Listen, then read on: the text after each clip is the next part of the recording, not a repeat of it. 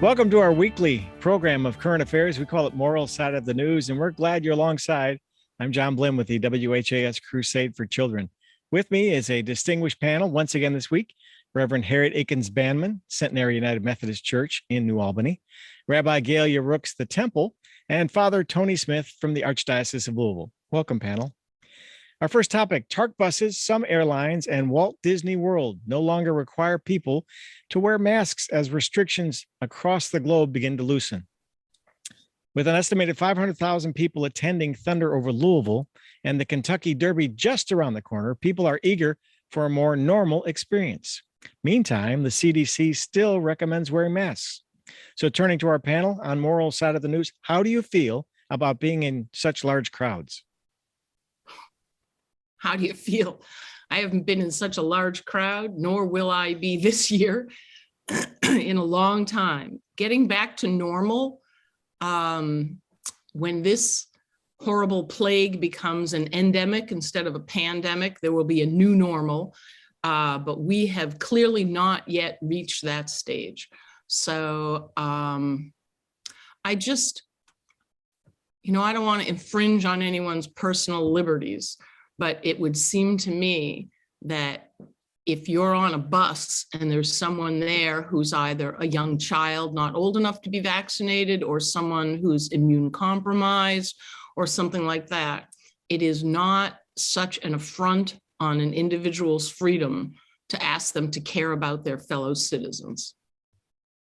Well, you mentioned worldwide, and I'm thinking we're over here doing what we want to do, but in Singapore, that's not the story, right? Because they're in this massive lockdown because of this horrible virus. And I agree with you, Gaylia. If we put others in harm's way when we could do something that seems as simple as wearing a mask for those of us that are able to do that, again, not going against those who can't because of breathing difficulties or whatever, isn't that the moral thing to do? Isn't that the right thing to do to show care for one another, our brothers and sisters and strangers who become friends? So I find it frustrating that we are still wanting to do life as we always have, and that we're kind of over dealing with COVID. Let's just do our thing. It saddens me, the selfishness it shows. Well, we were chatting, Reverend Harriett and I were chatting before we began here about the Easter season. The Christians went through Easter season, of course, the Passover season. From our perspective, and I'm at St. Patrick's in residence, but we had a huge crowd, and it's good to see everybody back. But at the same time, we're saying, even our own guidelines say, if you are fully vaccinated and all this other stuff, and I, for one, have got the second booster already, whatever, then you're welcome not to have to wear the mask, but we recommend it still for protecting of others. And that's the key thing. I think that, the common good, I think, is sometimes translated into my good, whatever's good for me, what I want. But obviously the tangent to that is, as I've said before on this panel more than once, there are no universal rights even under our Constitution. If it's something that's going to endanger the lives of others, et cetera, especially through this viral type attack, if you would, then there is an obligation, I think, not just to protect ourselves, but to protect others as well. And this is a key issue, I think, that we have to kind of instill within our people. Yes, I always wanted to say I wanted to have one of those masks that looked like, from the Alien with the thing coming out of your mouth and all that stuff, but those type of things are not protective of all. Now it's the K95 and whatever. But I think there is still a common good that needs to be. I've had an argument with one other moralist who says the common good argument is moot. I keep saying, well, no, if you understand what vaccines are about, and really understand what vaccinations are about, I think the common good argument is very much in force here. But again, also the whole thing of the rights of others and whatever, I know you two ladies here have been saying, well, not to get into other people's rights, but well, okay, that's fine. We try not to, but those rights are not universal. Those rights are not absolute. It's the rights of others who are elderly, who cannot receive the vaccines, the kiddos, et cetera. We have to offer some kind of loving response from the Judeo-Christian perspective towards others. And to me, that says you still opt to wear the mask. I'm an old fuddy-duddy, but when I go to like Kroger's or to Walmart, Wally World, or whatever I call it, I always wear the mask. And I was in Walmart yesterday, believe it or not, for an hour, and I was the only masked person that I could see in that entire store, which I think is that good? You know, I've shared with you before, and I shouldn't say, I forget the name of the book, but there was a study done about pandemics, and one of the conclusions of this work is that whenever there is a true pandemic in the world, you can never go back to the way it was. The pandemic changes philosophies, politics, even faith and worship. It's changed for whatever reason, and we have to adapt. And that, to me, in my perspective, that's how our faith continues. We adapt to what is present and make public, as we say, from God's word in the scriptures, make that valuable to the people who are trying to live in the normality of life. You know, I have to agree with you. The thing about, your guaranteed rights to freedom, I'm so sick of that argument because it doesn't take place in other areas of our society. I mean, when you come to a red light, you have to stop. It is not your freedom of choice to say, oh, I'm in a rush, I'm just going to keep on going. And that's to protect all of us. And I tell you, I was really, really outraged, horrified, and traumatized when I heard about the Florida judge who struck down the CDC overreach of saying that people on airplanes and buses and trains and in airports no longer needed to do that, because there were people on that plane who paid for their ticket and boarded the plane with the understanding that the mask was going to be reviewed again in a few days. And they were, before that decision was made. I mean, first of all, this judge who was appointed by the former president, the American Bar Association found her unqualified for the position. Nonetheless, past President Trump appointed her. And that one person like that could cause such havoc. I read a story about a man who has some severe immunocompromised disease, was in Hawaii, where they do some kind of special therapy thing. And he feels like he's stuck there now because he can't fly home.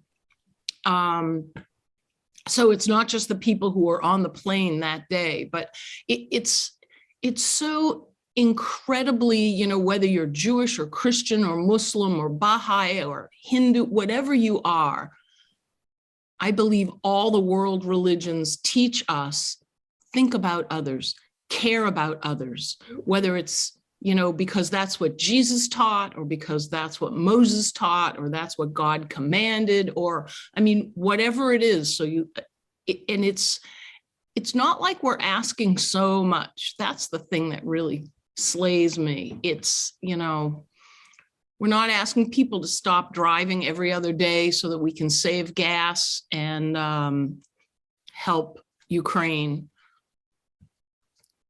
I heard today, I guess we obviously were videotaping this on Thursday, but was it not the case that the Justice Department is now appealing that judge's rule? Correct. Yes. That Yes. possibly, more later. Yes, but for the people who were on the airplane or trains or buses or in airports, wherever, there were videos, I'm sure you saw them, of flight attendants coming down the aisles, letting people throw away their masks. Right.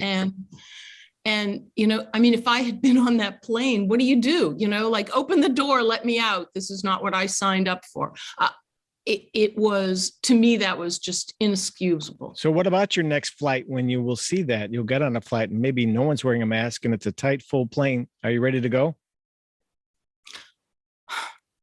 Yeah. With my mask on, my K95 mask, yes, I'll go. Yeah. I've been double masking on airplanes the few times I've gone.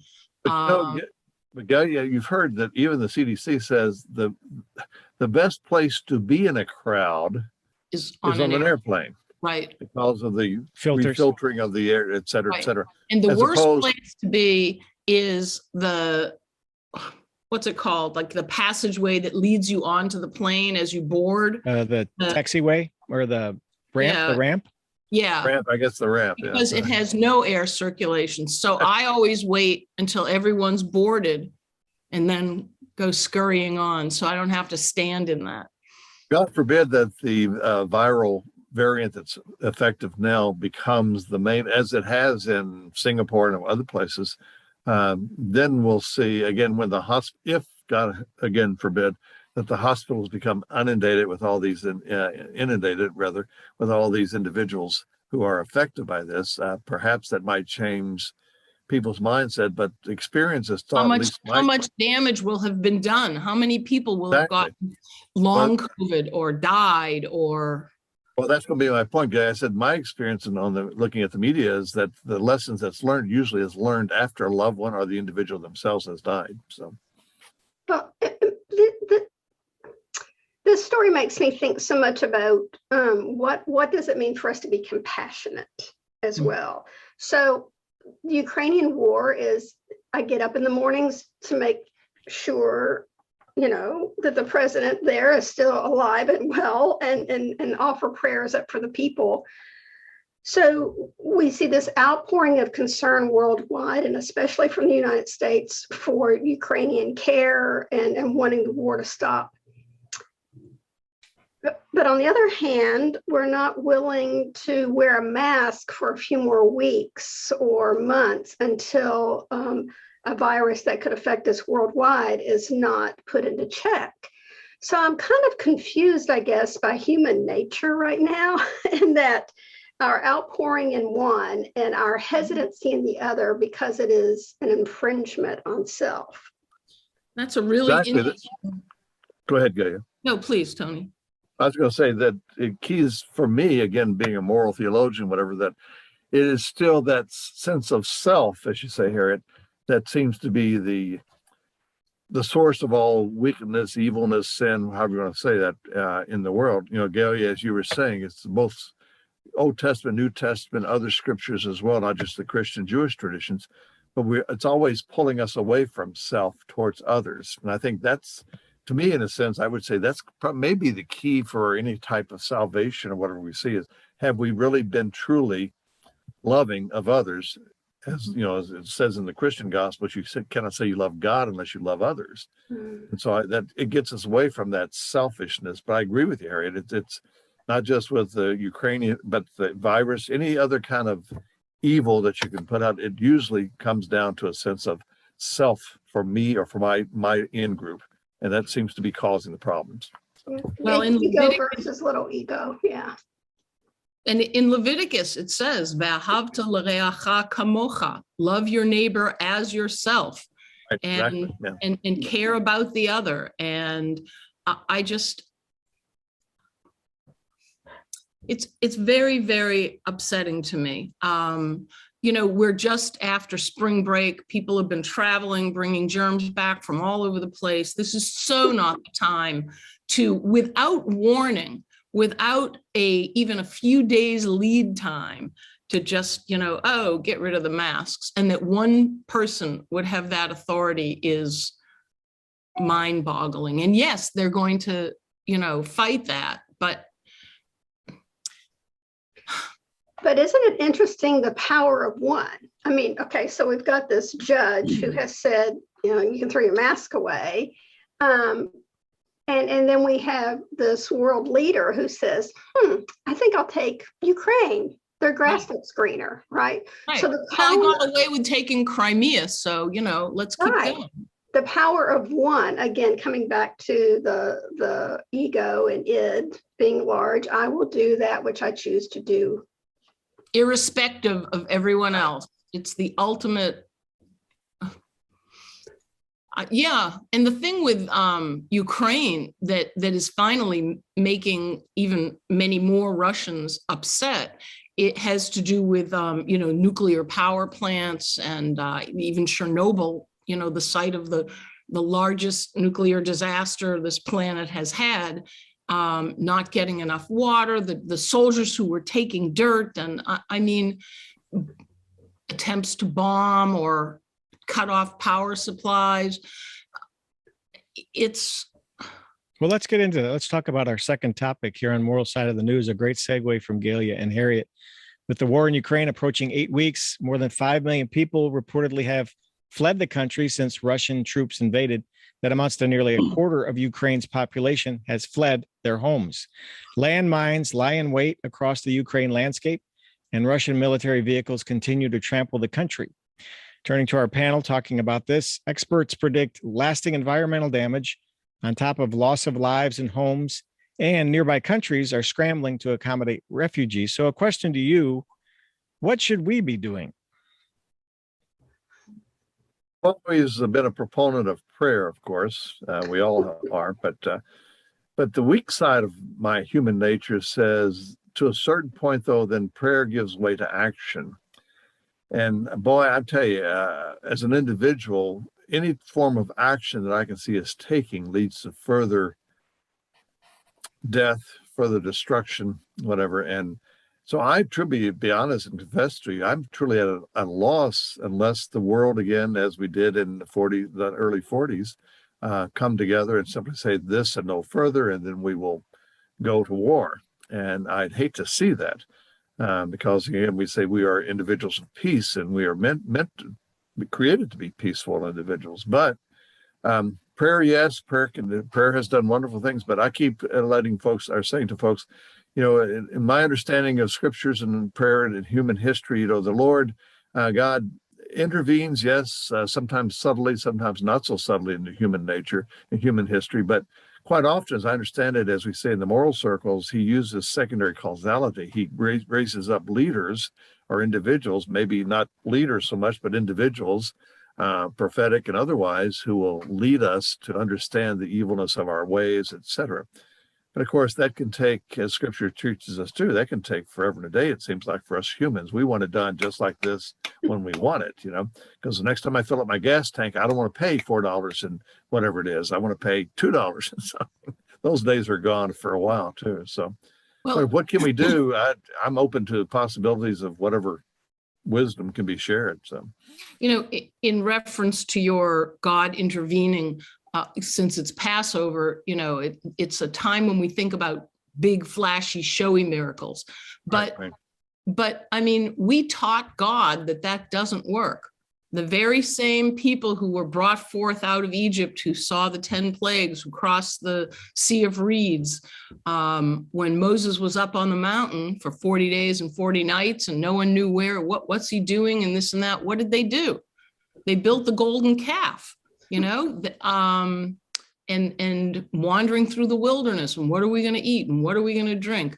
And I think there are still people alive who remember the despicable, horrible atrocities of the Holocaust, unparalleled in human history. And, you know, there's a whole post-Holocaust theology and where was God? Well, we were talking beforehand about masks and our individual freedoms. How do we have free will if God jumps in every time humans are doing something stupid? So, or stupid, it should only be stupid. Vicious. Vicious, yes. Evil. Evil, yeah, there you go. Evil, call it what it is. And I think that the world doesn't work that way. It works, you know, God, when people ask me what was God doing during the Holocaust, I often say weeping. Mm-hmm. And I think that God is weeping now. And why doesn't God come swooping in and fix everything? Because then we are puppets. But we do have individuals. We have heroes. We have, you know, small town heroes, like the people who are raising money for, just one example, supplies overseas. SOS, I know, is doing a fabulous job raising money and getting supplies to Ukraine. And I think that Volodymyr Zelensky is a hero. I mean, he went from being the #1 comic comedian in Ukraine to being, this worldwide hero. And, I think he's doing his best, but I think that it takes all of us together, working together for what's right and just and compassionate. Because, yeah, I would follow up on that, because as I would see it, we are all in it together. John, you mentioned about the environment, whatever, but Pope Francis, Laudato Si, one of his first works about the environment and how we're destroying the environment of the world, which impacts the environment of humanity and destroys us as well. But I think some folks have said what's happening in Ukraine now will impact the world's environment for decades, if not longer, politically, financially, socially, all this stuff. But it's also impacting human life for decades to come too. So even if they were to withdraw right now, the damage that has been done will still impact humanity, use that terminology, for the decades to come. So we're all in it together. And ecologically, I was reading an article that talked about, in urban areas, it's damaging because of this. And there's not that much arable land in Ukraine to begin with, and what it's doing and wheat, which is their major export, and, feeding the hungry of the world, and the air and the water, and not to talk about nuclear fallout and things like that. Well. Harriett, how about you? Well, it places this power of weariness over the world, doesn't it? We're still in the midst of the weariness of COVID, of which we've been speaking, but now we've got the weariness of this war. There is no end in sight. The refugees and those who are caring for them, read an article today about the weariness of those who are inviting them into their home and are so glad to do it. But seeing the impacts in their communities and food chains and supply and all the rest of it. So it's this great domino effect. So how is it that we do come back together to make it right? And I agree. I believe that we rise up with the gifts that are given within us to do the right things. Politically, what I find interesting are the sanctions. And when those first started coming out, they seemed like just a really good slap on the wrist. Naughty boy, we're going to cut you off here and here and here. And then started thinking about the people that were affected by those sanctions that have no say. Those who didn't want the war that sit in Russia and are being affected by being able to eat, So it's just this it's just this big human chaotic mess. I was going to suggest, Harriet, historically, it's when these individuals who cannot have bread anymore, their leaders are leading them, when they stand up and begin to say to the leadership, even though there's a despot or like Stalin or whatever in Russia, whatever, and Hitler, whatever, hopefully they could stand up and say this no more. But in regards to the sanctions, I was reading recently that is it not true that Russia has defaulted on its first default on its loans and whatever, and that more of the oligarchs are now coming out and saying this cannot happen. They want their money and their ships and everything else. So it seems to be working. But even with the sanctions, as President Biden and others have said, even if we impose the most strict sanction, it's not going to happen overnight or within a matter of months even. It's going to take longer than that to really impact. So ideally, hopefully, the folks involved, someone has said the heroism of the Ukrainians is beginning to seep into Russia as well. And that could be seen as a correction, in a sense, if it takes root in Russia. The very thing that Putin is trying to destroy, the urge towards democracy, may be taking root in Russia because of the Ukrainian war. Thousands of people, thousands of Russians have been arrested for protesting, knowing that they're putting them, literally their lives, but certainly their livelihoods and their freedom at risk, because they want people to know. I just popped into my mind the image of that incredibly brave woman on state television who comes walking by in the background holding up a sign telling people, these are lies, and they're not telling you the truth, and there is a war and we don't want war. And as we record this, US aid is approaching $3 billion to Ukraine. That's a big number. It is. It is. And wouldn't you think by the 21st century, we would have learned that wars don't really solve things? There have to be better ways. We need to sit down and talk to each other. What do you really need? No, you can't have Ukraine. That's not yours. What else can I help you with? Okay, so this is kind of a whimsical point of view, but when I get really depressed about all of this, I just imagine this really large round table and all the mamas getting together. And they're bringing their favorite cupboard dishes, and there's a lot of chocolate. In fact, there's a big fountain of chocolate. And these women, especially Putin's mama, they're all sitting around the table working things out, right? To go back and to make sure that the children are fed and the elderly are cared for, and the weapons stop. They're turned into plant flower stands. That's my dream. Remember the song, "Last night I had the strangest dream I ever dreamed before"? I love that song, and they all danced in circles and threw down their weapons and put it My in. hope is, as we have hopefully learned, even Putin learns, that using atomic weapons is just mutual destruction. So this is one of the keys that may stop him from using it. But my hope is that we learn that war itself is mutual destruction, and that anytime we engage in such aggressive activity, one towards the other, both sides lose. Okay, we've got about a minute and a half. So before we say goodbye, a change of pace, something lighter. The world's largest bouncy house is coming to Indianapolis next month. It includes a 900-foot obstacle course, 16,000 square foot bounce house, and something called the Sport Slam. Panel, who's ready for a road trip? You want to do something different? Hey, let's do the moral side from there, John. What will the air filtration? What will the air filtration be like in the bouncy? Oh, there you go. Wear a mask.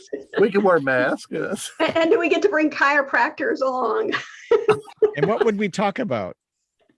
Mm. Well, I think if you Kind get to other people. Yeah, I think maybe instead of a round table, Harriet, we get all the world leaders in the bouncy houses. There we go. And settle it that way. All right, panel. Well, that will bring to a close with that lighthearted way to end our program. Moral side of the news. Thank you, Harriett Akins-Banman, Gaylia Rooks, and Tony Smith. If you'd like to catch this program again, you can. It's on YouTube. Just jump on YouTube and search for Moral Side of the News. And also, Moral Side is now a podcast. Just search for it wherever you get your podcasts. We'll be back again next week with another episode. Thank you, panel. See you next time. To everybody. Good. Bye. And world peace, please. Amen. The 69th annual WHAS Crusade for Children is set for June 4th and 5th. Just go to WHAScrusade.org and see all the ways you can make a donation to the Crusade for Children and make a secure donation online. That's at WHAScrusade.org. You can also mail your donation to 520 West Chestnut Street, Louisville, Kentucky, 40202. That's 520 West Chestnut Street, Louisville, Kentucky, 40202. Thank you for supporting children with special needs through the WHAS Crusade for Children.